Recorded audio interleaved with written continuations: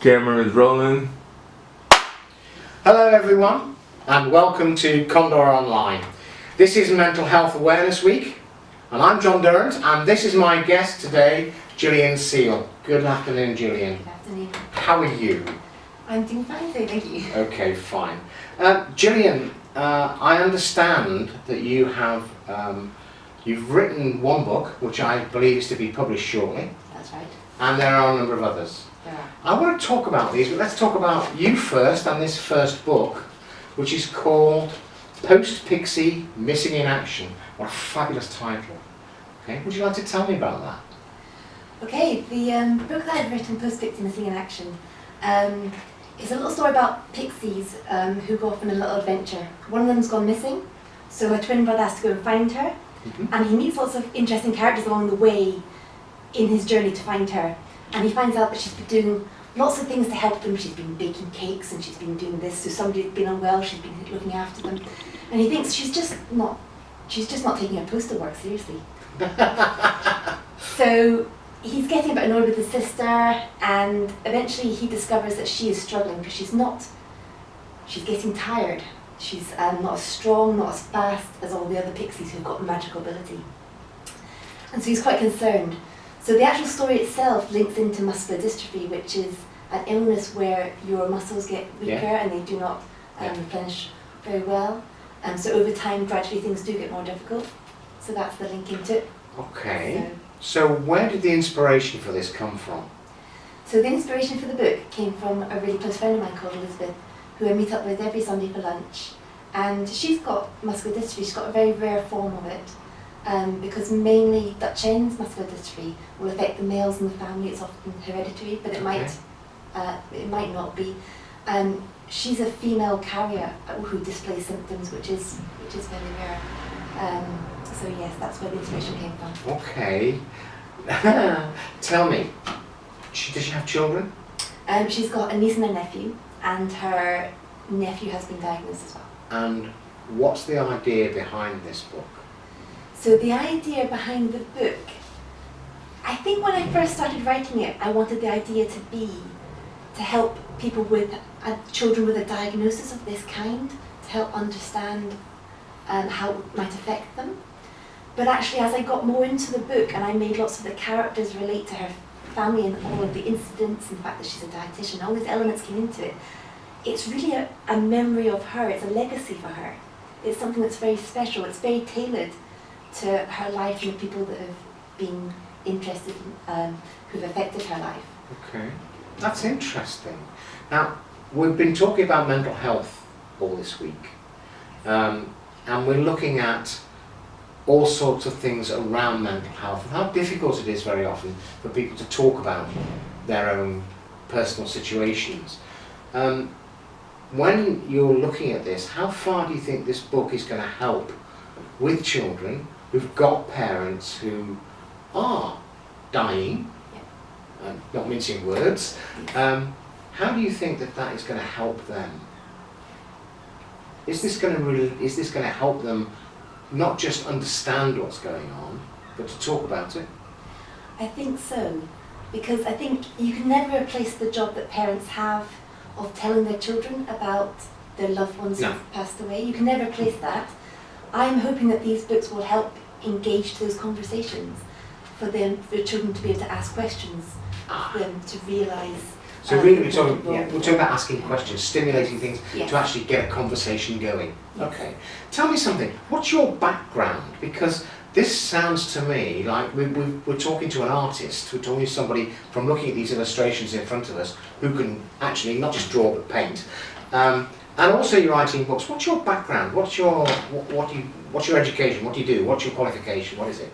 When I was at school, I was very good at maths, and I decided to do maths at university. I always enjoyed art. I never thought you could make a serious career out of it. So I chose the route I thought would be the best route at the time. And I think actually I was influenced very much by my dyslexia. Because what's interesting to know, and it's hard for an author to admit, but actually having dyslexia meant that I struggled at school. I managed to get through my grades by the help of a tutor, but I stuck to maths because I was good at it and got very high marks in it. I stayed away from the essay writing subjects because they were hard work and I did do as well. But actually, I've recently done a master's in psychology at Chester University, and that has made me so aware of how my dyslexia affects my work and how hard I find it to do assignments. But again, an academic tutor has helped me through that. And actually, I've worked out that dyslexia can make me more creative. And actually, there's been a lot of research in that area. People that struggle with words actually can have a more creative side and focus on that. It's instead. interesting that a number of people who are famous, a number of people who have achieved, Yes. and who have actually run businesses or become artists or whatever, are dyslexic. Yes. The one who springs to mind most is Richard Branson, because everybody talks about him, and his dyslexia is quite interesting. So, I've actually got a dyslexic character in this book. good. So there's a fairy that gets all of his spells muddled and gets a lot of trouble. They all take me wrong. That's really So, cool, because it means that that in there. it's making dyslexia real. Yes. And that's I find that the most interesting thing that's come out of this awareness week is making some of these mental health issues that people have got real and also funny in some cases. I've done that as well because another character in the book is a shrew called Miriam, and she runs a cafe for all the woodland creatures, and she has a muddy thought spell put on her. A what? A muddy thought spell. Muddy thought spell. Okay. And actually this is my idea of how to portray psychosis in the book. Because she then, her behaviour and the things that she says and the things that she does could be connected to how somebody might behave if they actually had psychosis. How Which is then really very interesting. So yes. Okay. So why are you so interested in psychosis? Let me put that another way. What's led you to this? What's inspired you to actually write books like this? What's the inspiration behind it? What's the story behind it? Is it because of you? Is it because of people you know? Is it because of things that you want to see happen, changes you want to make? What's actually caused this? I think I've always been quite creative and I've always enjoyed my fiction very much. Okay. And I love creating characters, and I think in a lot of my books I'll try and take real life situations like the dyslexia and the psychosis as being examples, and foster care and things, and then try and weave them into a story that helps children understand these complex issues, but also makes them more easier to talk about. It's like giving them permission to talk about things. Yes. Great, okay. Now then, talking about these things, you've actually got another book I do. on the chocks, so to speak. Yes, Okay. work in progress. But this one I understand is a bit different. It is. Okay, what's this about? I'm hoping this book will be the first of its kind, because although you get lots of books for children that are on postnatal depression and maybe anxiety and other areas of mental health, to my knowledge there has never been a book on postpartum psychosis, which is a very rare illness that affects 1 or 2 in every 1,000 mothers after childbirth. And I think I found a lovely way in order to bring this about in the book. So if you just let me explain, I've got in the book there's a little boy and his grandfather, because his mother's in hospital spending time with his grandfather, and they go in and visit her. And in the book nobody really tells the little boy what's happening. Nobody quite knows how to tell him what's wrong with his mummy. Because if she'd had a broken leg or a broken arm, you'd be able to know. But actually it's very hard to explain things to a child, and I wanted to find a way that I could make it more understandable and easy to relate to. So in the book, the little boy does his mummy a beautiful picture because they enjoy their art together. And he finds that his mummy's been in hospital with the baby and she spent time in the art room and she's drawn him a picture. But he has trouble interpreting the picture because it's not very clear what she's drawn the picture about, and she needs to have help from the grandfather to do this, because the way that I relate to it is that when you're unwell with psychosis, often in your mind you connect colours and words and meanings and everything, whether it gets jumbled up or you make different connections that you wouldn't normally do if you were fully well. Then I think it's interesting because the mother might have done a picture of purple rain because she'd been listening to a song, or she might have a black dog on her knee because sometimes a black dog can be about depression. That's sometimes how it's symbolise. But also the main idea behind that story is while he's in hospital, there's a vase on the windowsill that gets blown off by the wind and it smashes on the floor. And you can see his mum was upset about this. But what the grandfather does is he takes these pieces of broken pottery, he takes them home and he spends a lot of time, taking a lot of care and a lot of effort to put every piece back together, glue back the vase in one piece and hide the cracks with gold or silver paint to make that vase more beautiful than it was before. So the idea of if you're unwell, your mind could be shattered at one point, but with the care from the nurses and the doctors and the support workers over time, it can become more beautiful than it was before. That's the idea behind that story. I often get lost for words on this programme, and this is one of those times. I find that amazing. What you're actually saying to me is that mental health disorder or a mental health issue can actually make a better person of you and a more understanding person of you. So. I have experienced this myself, and I've actually seen this happen with somebody, but I've never heard it explained or expressed in quite that way.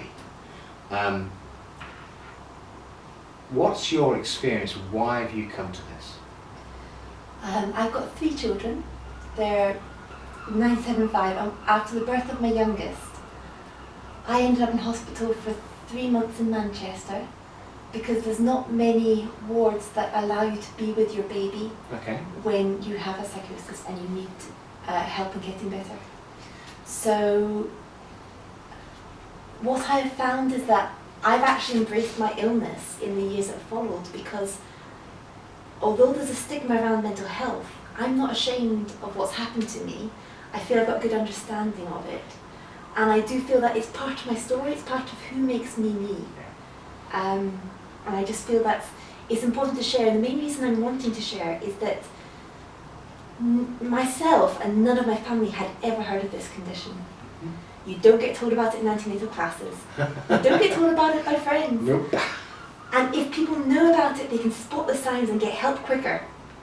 Because it's a tough journey to recovery, but if you get the help and support, it can be a really positive. It sounds to me like, and thank you for sharing that, thank you very much. I'm sure there's a lot of people there who are going to find that really, really useful, and thank you.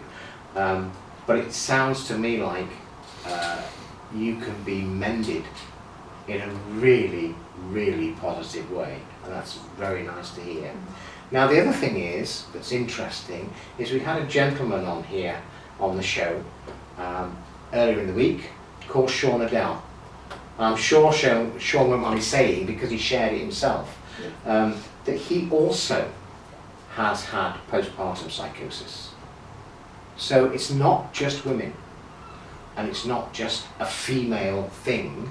This is something which is truly transgender. It doesn't matter. Interesting. And I think that is, coming on from that, postnatal depression is something which is talked about a lot with women. Yes. Mothers. Yes. Okay. What about fathers? Well, I think... You're not a father, you wouldn't know. I'm not a father, no. I do know that mental health affects both men and women, mothers and fathers. And I know that experience of psychosis, and from documentaries I've seen as well, there can be other elements of mental health that can be drawn in. So there may be times or elements where you've got depression or a lot of anxiety or even OCD as well. To some extent there may be times when that's switched on or switched off. I know from personal experience I was very anxious and worried and afraid of things when I was my most unwell period. I know there have been times of the depression, but it's all within that. I think that I work for a charity called Action on Postpartum Psychosis. I'm going to bring that up in a minute. Yes, go on, talk about the charity. They help support mothers who have been unwell postpartum birth, like myself. But we would also like to support fathers as well because of the role that they play. And I would say it's not easy to be in the role of being a spouse, even if your wife has I this think illness. being a parent is probably the And hardest you've job got in the world. sleep deprivation as well, which Yeah. is one of the factors and one of the problems, and you're anxious and worried about it because you're trying to work and look after the family. Because if your wife's taken away to hospital with a baby, could be miles away because there aren't many in the country Yeah. that allow you to have the baby with you, mother and baby units. So you're then left at home trying to deal with everything and trying to pick up the pieces. Because this could happen out the blue completely to somebody who haven't even had any mental health issues before. The you you're talking about is the husband, or is the male parent? The male parent must Yeah. have be in a very difficult position as well, I think. I have actually, yeah, I've been there. I've been there as a male parent, and I've done that. Yeah, it's very, very difficult. Yes. The other thing that's extremely difficult, in my experience, is understanding how the spouse, how the other person, what they're going through, Yeah. and how they're handling it. You're so busy trying to handle your own mental situation that actually considering somebody else's Yes. becomes very, very difficult. And it can be very detrimental Yes, it can. to both parties, and can be very awkward. Yes, there's a lot of relationships you find either get very much stronger after that kind of situation, or break down. Yeah. Yes, I don't really want to go any further down that because that's not really relevant to what we're talking about. What I do want to talk about more is your new book Yeah. and what you've done with that, because you talked about the illustrations, and you talked about what the mother had drawn, Yes. which was Purple Rain and her sitting with a black dog on her knee. Yes. What was the grandfather's interpretation of that? I think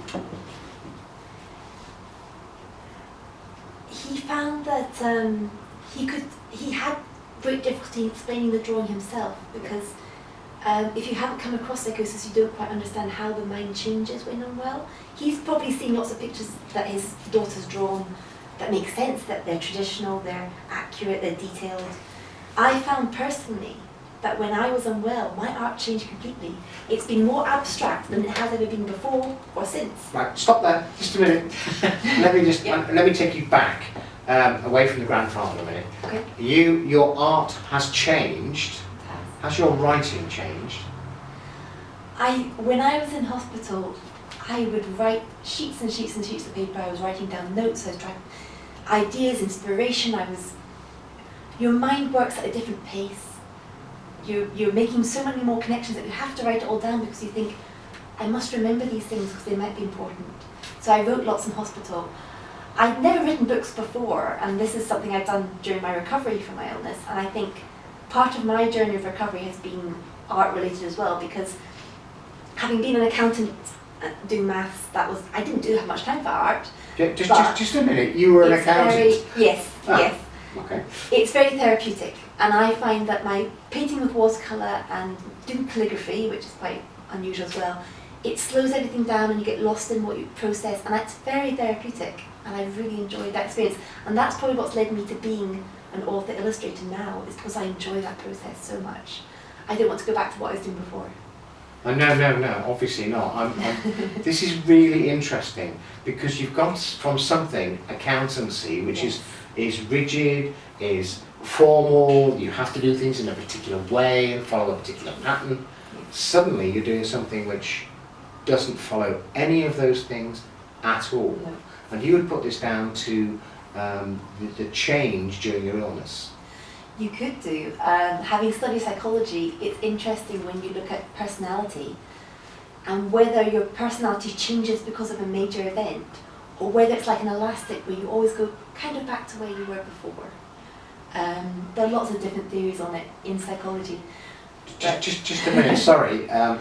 1 minute we're talking about a change, now we're talking about pieces of elastic. So, why are you saying to me that some people may react by going off on a tangent and then coming back to where they started from and being quite happy continuing forward? Yeah. Or some people go off on a tangent and find that they're in an area or in a space which they prefer, Yes. and they can cut that elastic Yeah. and just carry on. Yes. This is what you... Because I enjoyed art before, Yeah, but it's not almost this. like it's brought me back to where I was before. I could have taken that route in the first place. Ah, I see, I yeah. see. So, but you're saying that your art was much more formal. It was, yes. Looking at what you've drawn here, Yes. my idea, and I'm a Philistine when it comes to this sort of thing, my idea of formal art are things like, I know, the Mona Lisa and stuff like that. True. And things like informal art are things like Banksy and also Svengali, or, you know, just daubs of paint. Yes. These are neither. These are really nice illustrations and detailed, which is lovely. Where do you fall into all this? This is, if you were saying your art was more formal and this now isn't so formal, what exactly do you mean? Is it the way you perceive things? Is it the way you display things? What do you mean? I think all I mean is that the idea of art being completely and utterly abstract, which it was only really during that time in my life, that was during the psychosis, during the illness, I had a lot more freedom. Things didn't have to be accurate. They could be all over the place. They could be anything. Yeah. You could be different colours, you could mix it up. It didn't have to look like a particular thing. Whereas I guess my artwork, as you can see, does follow the pattern where it has to look accurate to some extent. Does that It has make to sense? display a certain thing, Yes. a certain pathway, Yeah. but at the same time, so it's illustrating for children Yes, it what is. you're writing in the book. So yes, you've got to follow a certain pattern with that, Yes. which actually helps with your accountancy mind, I I suppose. think so. Yeah. You can choose the colours that you want. Yes. I mean, let's face it, if you're going to be really accurate, I mean, this lovely mushroom here with the lovely colours in it, and the caterpillars, you know, yellow and green, and so they're bright colours. They are. They're things which you might not find in everyday life. But I'd also say that although these are illustrations for a children's book, in some ways they don't look like your traditional children's they book don't. illustrations. No.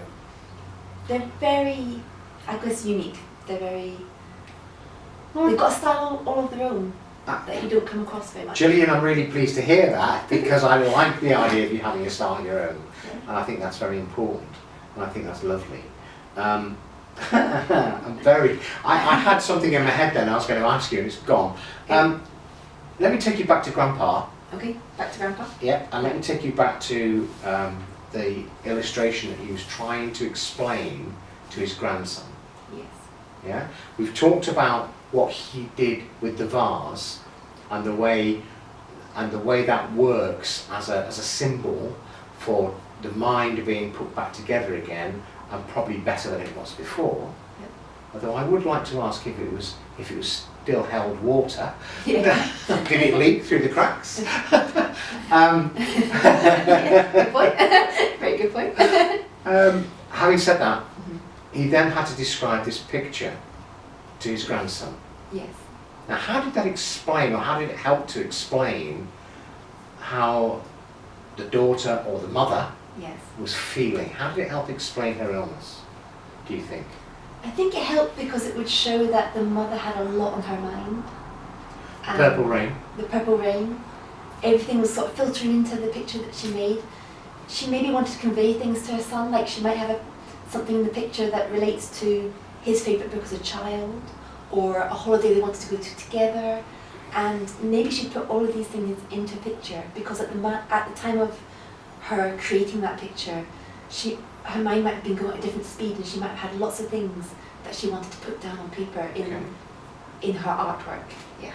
I understand. All right, so this then helps with the child. Yes. Now, you said that he painted a picture for his mother. He did. And what did he paint for his mother? He painted a picture of some animals at Tamashanta's farm where his mother had taken him on one of their last trips together. And I kind of want to convey a little bit the story that the little boy had spent a lot of time with his mother up until the point that she'd gone to hospital, and then been this period where he hadn't seen her. And that must be really hard for a child, I think. So he was, in his picture, he's remembering the last time they spent that time together. Yeah. And it's because, particularly with this postpartum psychosis, it can be a long time before the children are allowed to see the mother. because she has Really? to be well enough in order for it to be a really positive experience, but also the understanding that those children have to go home then at the end of the day. They can't stay with the mother because she's still in the process of getting well again. So I guess the doctors and the family have to decide when the right point is where the children can visit, and because the illness is a complex one, Yeah. it's got to be a point where the mother's ready for it Okay. as well. What I find interesting about this is you're saying this illness is a complex one, and it's one I've never heard of. Yes. I've heard about postnatal depression, I've heard about the effect that can have on some women, but postpartum psychosis is totally new to me. Is it common, or is it? It's not common, and actually I'm surprised that it's not more common because it does relate to sleep deprivation, stress and hormones, which mothers have in abundance. Oh, absolutely. So- Oh, absolutely, yes. Thankfully it's not more common than it is. It's surprising in some ways. Okay. I've never heard of it myself, my family had never heard of it, most of my friends have never heard of it. And the reason why I'd like to speak about it today in the show is because it's important to raise that awareness, because if families and friends can spot the symptoms early enough, they can get help sooner and people can get to hospital sooner or get the support they need and might be treated in the community if possible. But it's when the things go unchecked and undiscovered that it can progressively get worse because people aren't getting the help. So I think it's important to raise awareness of it, and Action on Postpartum Psychosis do a lot of work publicising in the media.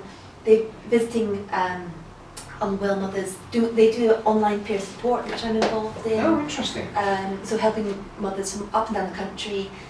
They help to promote mother and baby units in different places, because in some places they haven't got them. I think, I'm not sure if Wales and Scotland they haven't got any. You might have to travel hundreds of miles to get to your nearest. And to have that family separated for that period is a really difficult thing. So it would be lovely to see more mother and baby units. Well, wouldn't it just? But something that has become very clear Mhm. is the lack of funding Absolutely. for any kind of mental health issues. Yeah. And they are things which have been swept under the carpet for so long, because you can't see it, because you're not bleeding, you can't be rushed into a unit to have the bleeding stopped. Whereas you might be in a situation where you really desperately need to be taken into somewhere to have the mental bleeding stopped. Yeah. I couldn't agree with you more. And I was only told recently about somebody who really needs to be in a unit, but there isn't one available to them. And the only way they're going to get into a unit is if they threaten to kill themselves. And not just threaten, but actually do make a step towards it. Then perhaps they might be taken into a unit, and probably the wrong one. So yeah, I think the idea of postpartum psychosis. Now then, tell me, because I can see we're going to have to finish shortly. Right, Postpartum psychosis is a charity. Yes, Action on Postpartum Action on Psychosis. Postpartum Psychosis. Is a charity. It's a exactly. charity. Yeah. And they're offering help and support online, which you're helping with. Yes. Where can people go to find this? So if you look up Action on Postpartum Psychosis, they've got their own website. There's a lot of volunteers that help out with the charity. Okay. So that's where you go. They've got. All right, so I'm website. assuming if they go to that site, If they do, people yeah. can find out more about this disease and what it is. You can indeed. They can also, I've called it disease, I don't know if I've done the right thing there. Illness maybe. Illness, maybe a better word, yes, okay. So they can find out more about this, how they can help support it, how they can give, Yes. if they want to give. We've done a few big sales in our time. Brilliant. Or how they can actually offer help if they have experience of this and want to volunteer. Yes, because you often find that actually people want to give back after they become well enough to Absolutely. do so. Absolutely. Gillian Seale, this has genuinely been most interesting, really has been. Where can we go and be able to buy your book, Post Pixie Missing in Action? It's only available at the moment through Kickstarter. Kickstarter. Okay. Which is a crowdfunding campaign. Hooray! So we can crowdfund it as well for you. You could Excellent. either search under Gillian Seale, which is my name, Post Pixie Missing in Action, which is the name of the book, or Taylor John, which is the business that I do, writing stories for families with terminal illness. We've now opened up a brand new aspect, We haven't got time and we to haven't go got into. time to go into, I'm afraid. Sure. But we will look up, or we can help by crowdfunding That's Post right. Pixie Missing in Action. Yes. And I wish you all the luck in the world with your new book, and I hope that really goes very well. Thank you very much. Gillian Seale, thank you very much indeed. Thank you. This has been Condor Online. Thank you very much, and good afternoon.